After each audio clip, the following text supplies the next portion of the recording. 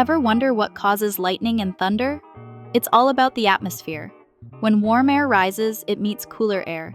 This creates a storm cloud filled with energy. As the energy builds, it creates static electricity. And when that electricity discharges, zap, you get a flash of lightning. But what about thunder?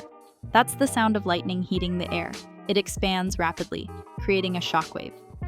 So, next time you see lightning, listen for the thunder. Want to learn more cool science facts? Follow for more.